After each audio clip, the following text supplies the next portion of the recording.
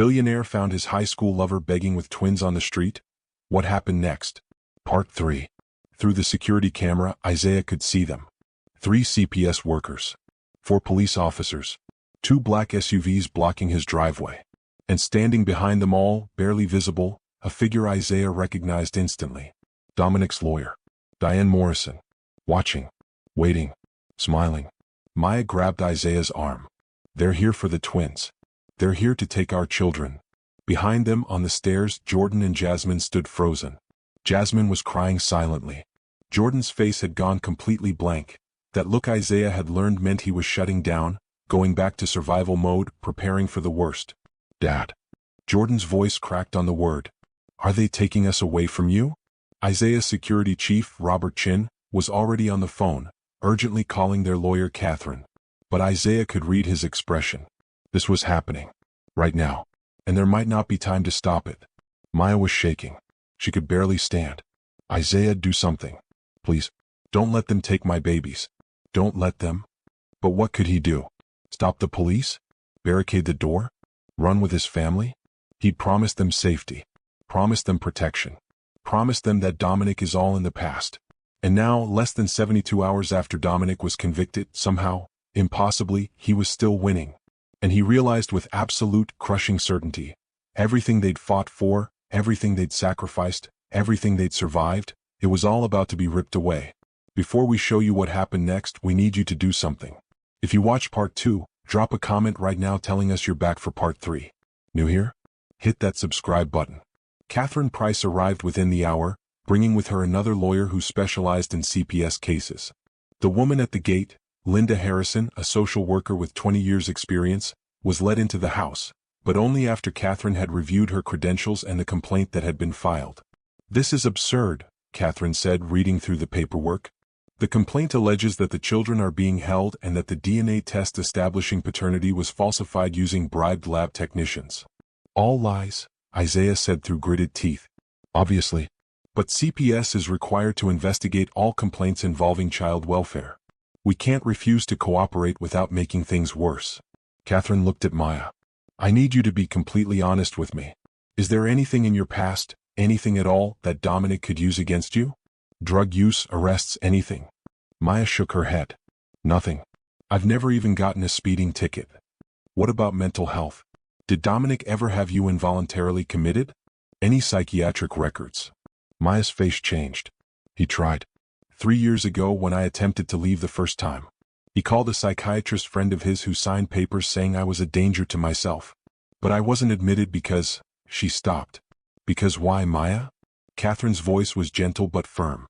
Because one of the nurses at the hospital recognized what was happening. She helped me get out, told me how to document everything if I ever tried to leave again. She gave me her number, said if I ever needed help. Maya's voice trailed off. Oh my God. Sarah. Her name was Sarah Mitchell. If we could find her, if she could testify about what Dominic tried to do. That helps, Catherine said, making notes. But right now we need to deal with this CPS investigation. They're going to want to interview the children separately, inspect the house, review medical records. And we have to let them, Isaiah. If we obstruct, they can get a court order to remove Jordan and Jasmine immediately. The next 3 hours were among the worst of Isaiah's life. Watching Linda Harrison interview his children, asking them tricky questions. Seeing Jordan's defensive posture, the way he kept glancing at Maya for reassurance. Hearing Jasmine explain in her small voice. When it was finally over, Linda took Catherine aside. Isaiah couldn't hear the conversation, but he could read Catherine's body language. That's worried. She's not recommending removal, Catherine said when Linda had left. But she's flagging the case for further investigation. That means a home study, ongoing monitoring, and a follow-up hearing in 2 weeks. If Dominic can manufacture more evidence in that time, or if anything seems off in the home study, they could still take the children. 2 weeks, Isaiah said. That's all we have. That's all you have to prove beyond any doubt that you're the biological father and that these children are safe in your care. Catherine pulled out more papers. I've already requested an expedited second DNA test from a different lab, one with federal certification. We'll have those results in a week. But Isaiah, if Dominic has really infiltrated the system like you think, he might try to tamper with this test too. Then we go to 3 labs, Isaiah said. 5 if we have to. We keep testing until there's no possible way to claim fraud. That night, after the children were finally asleep, Jordan in Isaiah's room because he refused to be separated, Jasmine in the guest room with Maya, Isaiah sat in his study with Robert Chin, looking at the evidence piling up against him. The SEC investigation was real. Someone had created an elaborate paper trail of inappropriate stock transactions, all pointing back to Isaiah. His signature on documents he'd never seen. Bank transfers to offshore accounts he didn't own. It's sophisticated, Robert admitted. Whoever did this knows what they're doing. The digital forensics alone will take months to unravel. And in the meantime, no board of directors will keep a CEO under SEC investigation. So I resign, Isaiah said simply. Effective immediately. I remove myself from the company before they can force me out. That won't stop the investigation. And it won't unfreeze your assets once they're frozen. But it will protect my employees. 1,200 people work for Bennett Tech Solutions. They don't deserve to lose their jobs because I'm being framed. Isaiah was already drafting the resignation in his head. I built that company to create opportunities for people like me, kids from nothing who had talent but no connections. I'm not letting Dominic destroy that. Robert studied him for a long moment. You know, most people in your position would be trying to save themselves. The company, the money, the reputation. You're willing to let it all burn to protect people you've known for 8 weeks. They're not people I've known for 8 weeks. They're my children. Their mother. My family. Isaiah's voice was firm. Everything else is just stuff, Robert. It can be replaced. They can't. Dominic's counting on you thinking that way, Robert warned. He's banking on you being noble, making the sacrifice play. Because while you're busy being a hero, he's positioning himself to take everything. The kids, Maya, all of it. Then what would you do? Isaiah challenged. If they were your family, what would you do? Robert was quiet for a moment. Then, I'd go dirty. Dominic thinks he's the only one who can play in the shadows, but he's wrong. The Alvarez Network isn't untouchable. They've made enemies. Lots of them. And some of those enemies would pay very well for information that could bring the network down. You're talking about going to head-on with this dangerous organization. I'm talking about survival, Robert corrected. You want to protect your family? Then you have to be willing to do what Dominic doesn't expect. Stop playing defense and start playing offense. Find the people who want the Alvarez Network to crumble and give them what they need to do it. Isaiah turned the idea over in his mind. Everything in him, everything his grandmother had taught him about faith and integrity and doing things the right way, rebelled against it. But then he thought about that photo of his children taken without their knowledge. He thought about Jasmine's question, does that mean we're safe now? He thought about the terror in Maya's eyes every time a car drove past the house. Set up a meeting, Isaiah said finally, with whoever you think can help. But Robert? No one gets hurt. We expose Dominic, we take down his network, but we do it without becoming like him. Understood. Understood, Robert agreed. I'll make some calls. 3 days later, Isaiah found himself in an abandoned warehouse in southwest Atlanta, the kind of place he'd never imagined visiting in his tailored suits and expensive watch. Across from him sat a woman who introduced herself only as Martina. She was maybe 40, with cold eyes and a scar running down her left cheek. You want to take down the Alvarez Network? Martina said. It wasn't a question. I want to stop them from hurting my family, Isaiah corrected. Same thing. The network doesn't do warnings. They don't do half measures. Your family is a target now, which means you're at war whether you want to be or not. Martina pulled out a tablet, showed him photos. These are the people running the network. Luis Alvarez at the top, but he's untouchable. Never shows his face, never gets his hands dirty. Below him are 5 lieutenants. Dominic Martinez is one of them. Isaiah's jaw tightened. I didn't know he ranked that high. Most people don't. Dominic's good at looking legitimate. Real estate developer, community philanthropist, the whole bit. But his real job? Procurement. He finds vulnerable people and brings them into the network. Sometimes for labor, sometimes for worse. Martina's expression was grim. The woman you're trying to protect? She got away. That's rare. That's embarrassing for Dominic.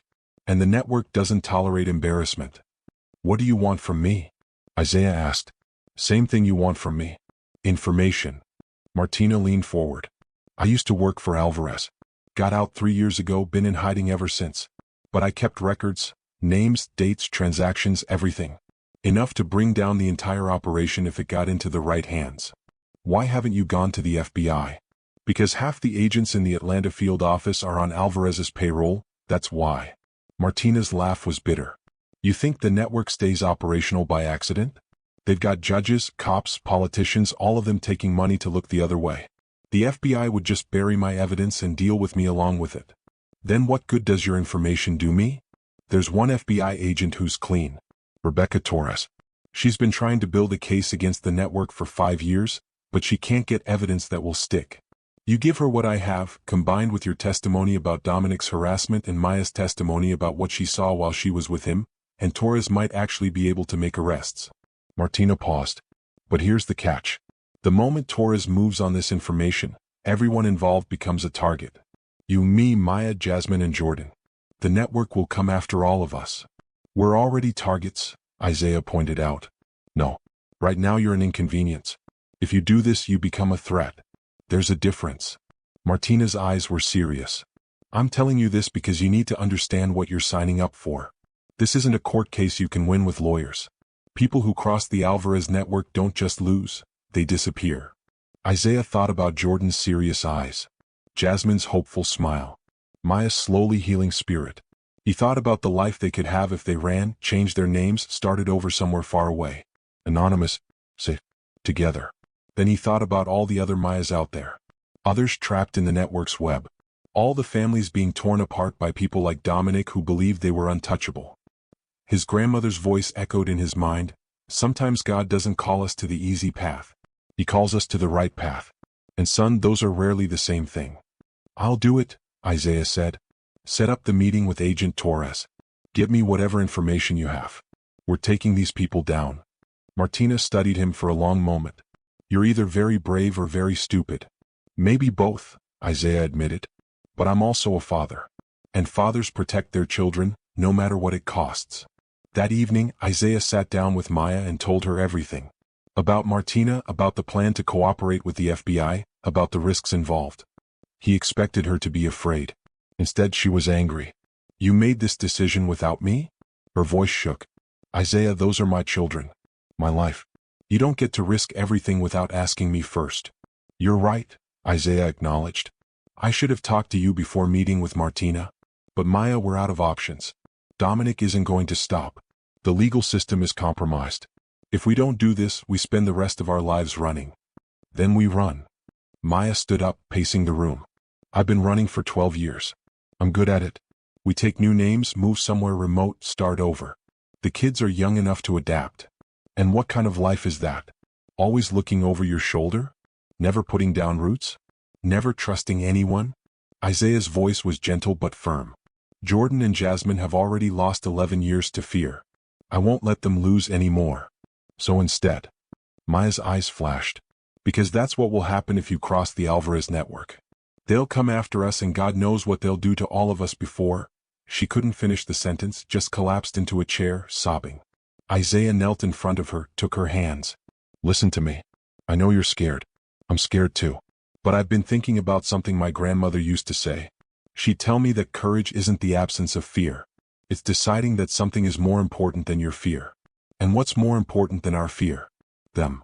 He gestured toward the stairs where the twins were sleeping. Their future. Their freedom. Their right to live in the light instead of the shadows. What if we lose? Maya whispered. What if we do all this and it's not enough? Then at least we'll have tried. At least we'll have fought. Isaiah squeezed her hands gently.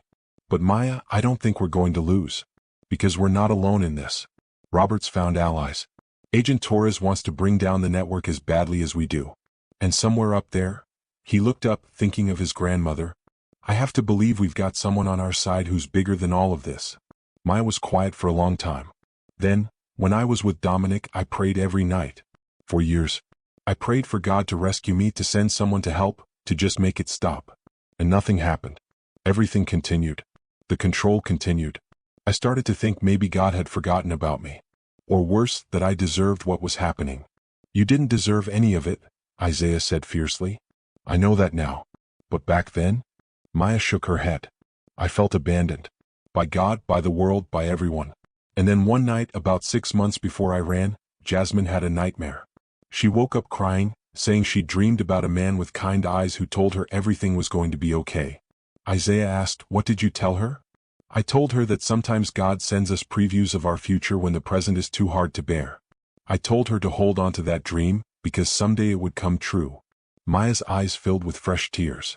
And then 3 months later there you were, stepping out of your car on that rainy street. Just like she dreamed. So maybe you're right. Maybe we're not alone in this. Maybe this whole impossible situation is part of some bigger plan I can't see yet. They sat together in silence, hands clasped, drawing strength from each other. And Isaiah realized that this connection, this partnership, this family they were building from broken pieces, this was worth fighting for. Worth risking everything for. 2 days later, he met with FBI agent Rebecca Torres in a secure location. She was a no-nonsense woman in her mid-40s, with sharp eyes that missed nothing. Mr. Bennett, she said, shaking his hand, I've been following your case. The SEC investigation, the custody issues, all of it. I know it's manufactured. Then why isn't the FBI helping? Isaiah asked bluntly. Because officially we can't prove it's manufactured. And unofficially, there are people in my own agency who don't want this investigation to succeed. Torres pulled out a thick file. I've been building a case against the Alvarez Network for 5 years. I've got circumstantial evidence, witness testimony from people too scared to testify in court, and a whole lot of nothing that would actually stick in front of a jury. What I need is someone on the inside.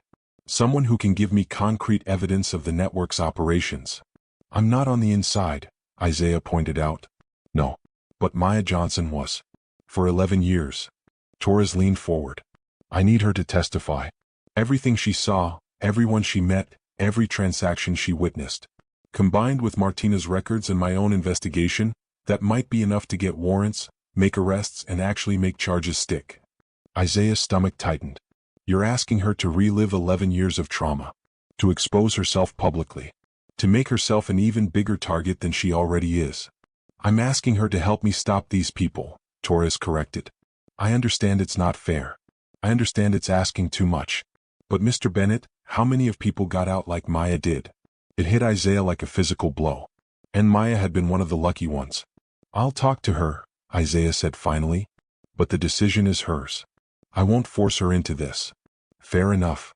Torres stood up. But Mr. Bennett? Make her understand something. If we don't take down the network now, Dominic will eventually get to your family. Maybe not today, maybe not next month. But eventually. Men like him always do. The only way to truly protect Maya and your family is to make sure Dominic and everyone above him is behind bars for the rest of their lives. That night, Isaiah laid it all out for Maya. The FBI's request, the potential impact, the danger involved. And then he waited while she processed it all. Isaiah sat beside her on the couch. But Maya, you don't have to do this. We can still run. We can still disappear. Safety comes first. Maya was quiet for a long time, staring at her hands. Then she spoke, and her voice was stronger than Isaiah had heard it in weeks. When I was in Houston, in that house with Dominic, I used to imagine what I'd do if I ever got free. I'd picture myself testifying, telling the world what he was, making sure he was stopped. But I never thought I'd actually get the chance. She looked up at Isaiah, and there were tears in her eyes, but also something else. Determination. God didn't bring me back to you just so I could keep hiding. He brought me back so I could fight. So I could be the person who stops this. You're sure? I'm terrified, Maya admitted. But yes, I'm sure. So yes, Isaiah. I'll testify. I'll tell Agent Torres everything. And we'll trust that God will protect us while we do what's right. Isaiah pulled her close, held her tight, and felt something shift in his chest. This woman who'd survived so much, was choosing to stand up. To risk everything for people she'd never met. That was courage. Real bone-deep courage. And Isaiah had never loved her more. Before we go any further, we need to hear from you. Would you do the same? Drop your thoughts in the comments. We're reading every single one. Don't forget to hit the like button, subscribe, and turn on notifications. The preparation for Maya's testimony took 3 weeks. 3 weeks of Agent Torres and her team interviewing Maya for hours every day, documenting every detail she could remember from her years with Dominic. Names, faces, addresses, conversations. The women who'd come and gone from Dominic's house, the men who'd visited late at night, the phone calls she'd overheard, the papers she'd glimpsed. It was a lot. Maya would come out of these sessions shaking, and Isaiah would hold her while she cried. Jordan and Jasmine knew something big was happening, but not the details. They just knew their mother was fighting some kind of battle, and it was taking everything she had. Is Mama going to be okay? Jasmine asked Isaiah one evening while Maya was still in her session with Torres. She's going to be better than okay, Isaiah promised. She's being brave. The bravest person I've ever known. Braver than you? Jordan asked skeptically. Way braver than me, buddy. Because being brave with money and lawyers and security guards? That's easy. Being brave when all you have is your voice and your truth?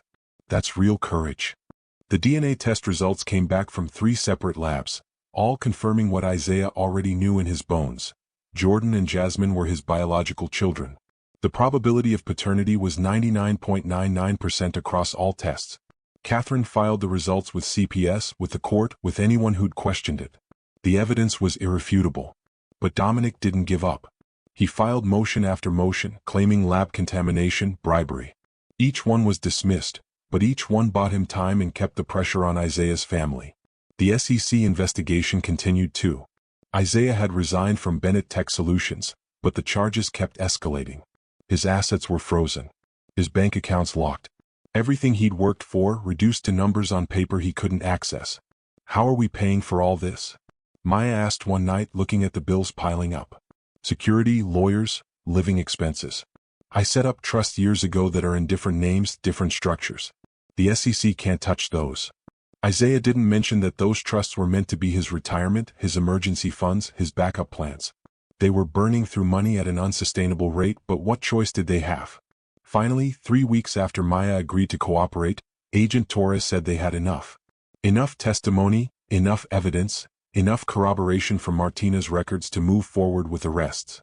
We go in 2 days, Torres said. Friday morning, 6 a.m. We'll hit 12 locations simultaneously, Dominic's house, his offices, properties belonging to the other lieutenants, and hopefully Luis Alvarez himself. It's going to be big, Mr. Bennett. The kind of operation that makes national news. What do we do until then? Isaiah asked. You stay exactly where you are.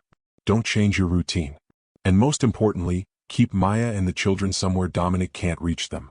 Because the moment he suspects something's coming, he'll move. And if he moves, we lose our chance. Thursday night was the longest of Isaiah's life. He'd sent Maya and the twins to a safe house. One even he didn't know the location of, just in case. Robert Chin and his security team were handling protection. Isaiah stayed at the Alpharetta estate alone, surrounded by guards, waiting for dawn. He tried to pray. Tried to find some of his grandmother's faith, that unshakable belief that God was working everything out for good. But all he could think about was everything that could go wrong. Dominic could escape. The raids could fail. Someone on Torres's team could be compromised. 1,000 scenarios. At 3 in the morning his phone rang. Unknown number. Against every instinct, Isaiah answered. Hello, Isaiah. Dominic's voice was smooth, almost friendly. Thought we should have a conversation. Man to man. One last time. How did you get this number? I told you. I have resources you can't imagine. Dominic laughed softly. But that's not important. What's important is tomorrow. You think you're clever, cooperating with the FBI, giving them information. You think you're protecting your little family. Isaiah's blood ran cold. You don't know what you're talking about. Please. I've known about Rebecca Torres for weeks. I know about Martina. I know Maya's been talking. And here's what you don't understand, Isaiah. Tomorrow when the FBI comes, they'll find nothing. Empty houses, scrubbed computers, zero evidence. Because we knew this was coming. We've been 3 steps ahead of you the entire time. You're lying. Am I? You'll find out tomorrow morning. Dominic's voice hardened. But I'm calling to offer you something. A deal. One time, no negotiation. You give me Maya and I make all of this go away. The SEC investigation disappears. Your assets get unfrozen. You go back to your billion-dollar life. All you have to do is walk away. Never, Isaiah said through gritted teeth. Then you're a fool. Because here's what happens if you refuse. Tomorrow the raids fail. The investigation collapses. And after that there are no more rules. No more pretending this is civilized. I come for your family and I don't stop until I get them. You understand me? I will take everything from you. And it won't be quick. It will hurt, Isaiah. For years it will hurt. Come after us, Isaiah said, his voice deadly calm. Please. I'm begging you. Because the moment you do, the moment you show your face anywhere near my family, I stop playing nice. I stop following rules. And we find out who's really more dangerous. You or a father protecting his children. There was a long silence. Then Dominic laughed, genuinely amused. You know what? I actually believe you. You'd burn the world down for them, wouldn't you? Without hesitation. Then this is going to be fun. Dominic's voice turned ice cold. See you soon, Isaiah. One way or another. The line went dead. Isaiah immediately called Torres, told her about the conversation. She listened, and when he finished, she was quiet for a moment. He's bluffing, Torres said finally. Trying to scare you into backing out. We've been careful, Isaiah. We've used encrypted communications, need-to-know protocols. There's no way he knows the full scope of tomorrow's operation. And if he's not bluffing? If his people really are 3 steps ahead? Then we adapt. But we don't stop. Because if we stop now, everyone who's risked everything to help us, Maya, Martina, they've all put themselves in trouble for nothing. We have to see this through.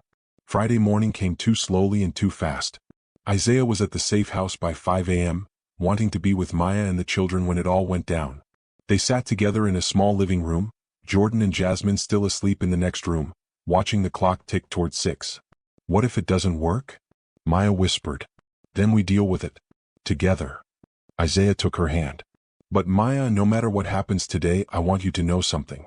Meeting you again, finding out about Jordan and Jasmine these last 2 months, they've been the hardest of my life. And also the best. Because I'd rather be broke with you than rich and safe without you. You understand? Maya's eyes filled with tears. How can you say that, Dot? You've given me a life worth living. Isaiah pulled her close. Everything before you was just existence. This is real. At exactly 6 a.m., Agent Torres called. We're moving. All teams in position. I'll update you as soon as I have news. The next 4 hours were torture. Isaiah and Maya sat glued to the television, watching as breaking news started to roll in. FBI raids across Atlanta. Multiple arrests. Property seizures. But no details about who'd been arrested or whether the operation had been successful. Finally, at 10:15, Torres called back. Isaiah put it on speaker so Maya could hear. We got him, Torres said, and the relief in her voice was palpable. Dominic Martinez is in custody. So are 3 of the other lieutenants. We're still working on Alvarez himself. His location was empty when we hit it, but Isaiah, we got enough evidence to put Dominic away for life. Bank records, communications, physical evidence from his properties. And dozens of witnesses who are now willing to talk because they know he's locked up. Maya collapsed against Isaiah, sobbing with relief. Jordan and Jasmine, woken by the noise, came running in. When they heard the news, when they understood that Dominic was arrested, Jasmine started crying and Jordan actually smiled. A real smile, the first Isaiah had seen from him in weeks. What happens now? Isaiah asked Torres. Now we build the case. Dominic will be arraigned Monday. He'll obviously fight it, hire the best lawyers money can buy. But between Maya's testimony, the physical evidence, and Martina's records, we've got him cold. He's looking at minimum 25 years, more likely life without parole. And the network? The other people involved. That's going to take longer. But we've cracked it open. We've got leads on dozens of operatives, hundreds of victims. This is the beginning of the end for the Alvarez Network. Torres paused. Maya, if you're listening, I need you to know something. What you did, the courage it took to come forward, you saved lives. Potentially hundreds of lives. I know that doesn't make it easier, but it's the truth. Maya couldn't speak, just nodded even though Torres couldn't see her. But there was a question sit deep within her. Did Dominic allow it? If he's aware, why did he not run? Why did he bluffed about it when he could have escaped? Did they actually catch him or he is playing games? If you are interested in knowing the truth, comment, Part 4, and turn on notifications so you won't miss it. After the call ended, the 4 of them sat together on the couch. Isaiah and Maya on either end, Jordan and Jasmine pressed between them. A family. Battered and exhausted and still facing an uncertain future, but together. Is it really over? Jasmine asked in a small voice. The worst part is, Isaiah confirmed. Dominic's in jail. He can't reach you anymore. What about the other bad people? The ones who work with him? Agent Torres and her team will get them too. It might take time, but they'll get them. Isaiah pulled both twins closer. And in the meantime, we've got each other. That's what matters. Jordan was quiet for a long moment. Then, Dad? What happens to us now? It was the first time Jordan had called him Dad without prompting, without hesitation. The word hit Isaiah right in the chest, bringing tears to his eyes.